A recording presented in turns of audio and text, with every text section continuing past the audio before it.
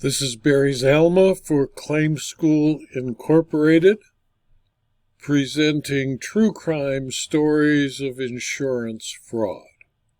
Today, the Old Tyme Fire, where I present as part of a series of videos so you, the viewer, can learn how insurance fraud is perpetrated and what is necessary to deter or defeat insurance fraud.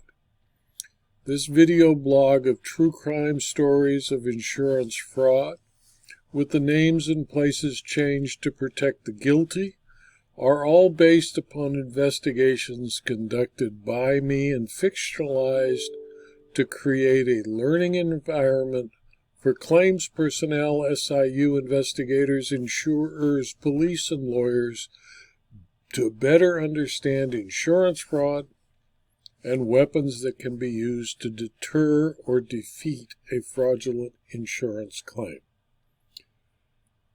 The insurers were brothers who were operating a successful bar and grill in the once bustling steel mill town of Fontana, California. Drawing on the hard-drinking, fast-living steelworkers, their old-time bar and grill was a success. They would sell 5 to 10 barrels of beer a day. The bar was noisy and violent. Seldom would a night pass without a fight breaking out. The brothers tired of the fights and boisterous customers and decided to move to an area with a better class of clientele. They ignored that their success was as a result of the type of people they served. They rented a 7,000 square foot restaurant in the college town of Claremont, California. The brothers called it the Old Time Restaurant and furnished it much like their bar and grill. Infatuated by their success in the mill town, they signed a 20-year lease on the property. The brothers even added 1,000 square feet to the restaurant. They spent most of the profits they had made at the Old Time Bar and Grill in remodeling the new restaurant in Claremont. They opened with fanfare and initial success. An old-time bar and grill in a college town in a bedroom community was a novelty. In 2 months, however, the novelty wore off. The brothers found they were serving lunch to 2 couples. Dinner and dancing clients usually did not outnumber the waiters and waitresses. Fear struck the brothers with images of imminent failure and bankruptcy. The brothers had a 20-year lease and little hope of grossing enough money to pay a month's rent. The profits of the old-time bar and grill were dissolving in the monies necessary to keep open the old-time restaurant. The 20-year lease that seemed a brilliant business decision was now an insatiable consumer of money the brothers would not have in the next few months. The brothers were desperate. They pulled out the lease and read the 50-page document from cover to cover. They saw only one possible avenue of escape from the terms of the lease. The lease allowed that if a casualty such as a fire or an earthquake happened, either the owner or the tenant could end the lease. They were certain they could not cause an earthquake. The oldest brother, who operated the restaurant, went to his local library and began studying fires and arsonists. He read many books and magazine articles on the subject. He became familiar with the techniques used by professional arsonists. He studied investigation techniques to better understand the investigation that would follow any fire at his restaurant. He learned that fires in restaurants are quite common and seldom happen to successful restaurants. He knew from his studies that he and his brother would be the first persons suspected. He further learned that small towns, like Claremont, usually had inexperienced or part-time arson investigators on their police or fire department staffs, and would usually rely on, if there was a potential arson, a state or county arson investigator. He knew his chance of a successful arson for profit was better than if the fire occurred in a large metropolitan community. He began to plan. First, he checked his insurance coverage. He established that, as required by his lease, he had enough coverage to rebuild the entire structure and replace all of the furniture, furnishings, fixtures, and equipment of the restaurant. Hoping to profit from the fire and remove the burden of the lease, he increased his limits for fixtures and business interruption by a modest $100,000. From his studies, he learned that most arson investigators and fire cause investigators first look for the lowest point of burning. The arson investigators find that the point of origin of a fire is usually at the lowest point because fire naturally burns up. The brother also learned that fire cause investigators first look for accidental causes of fire. It is not until the investigator eliminates all accidental causes that he will conclude arson. He therefore needed to leave evidence of an accidental cause for the fire cause investigator to blame as the cause of the fire.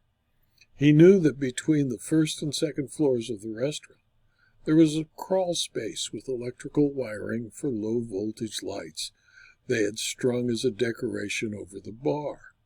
In this crawl space was also a transformer to step the power down to allow the low voltage lights to operate. His research showed that many fires are explained as the result of the failure of electrical power transformers. The oldest brother, now feeling well educated as an arsonist, chose the crawl space as the place where he was going to set the fire. He was always the last to leave, being the person responsible for banking and the lockup of the restaurant. On a Sunday night, since the restaurant was dark on Monday, the brother soaked the ceiling tiles directly above the bar with 4 bottles of 150 proof rum. He poured the strongest concentration of rum around the transformer for the low voltage lights. He made a trail of bar napkins from the area of the ceiling down to the wooden bar. He soaked the napkins and the bar in pure grain alcohol and 150 proof rum. He knew that the fire investigators would look for petrochemicals. Since liquor belongs at a bar, he hoped the investigators would find nothing unusual about alcohol spilled in a bar that was involved in a fire. He allowed the alcohol to turn from liquid to fumes within the enclosed crawl space between the first and second floors and lit it. He made certain that at least one of the ceiling tiles was on the bar broken. This would provide oxygen to the crawl space. He watched the fire burn for a few seconds until the fire burned freely. When he saw the lumber making up the supports for the second floor was also burning, he calmly went to the rear of the restaurant, punched in his burglar alarm code, and left the restaurant. The small fire burned in the crawl space for 20 minutes before it burned through some of the lumber of the ceiling. When the lumber fell, the transformer came down on the bar. The bar and the bar napkins, soaked in alcohol, ignited. The restaurant filled with smoke, and the heat built up an immense pressure in the closed building. The dense smoke blocked the infrared motion detector's beam of his burglar alarm, and it reported to the Central Station Burglar Alarm Company a possible intruder. The insured by this time had returned to his home. When the alarm company called, he could take the call. The alarm company also called the police. The police arrived to see the windows blown out from the pressure caused by the fire-heated air in the structure. The police officer saw flames pouring out of the restaurant windows and called the fire department. They extinguished the fire rapidly. The fire did not destroy the entire restaurant, but did do considerable damage. Fire repairs would take more than 4 months.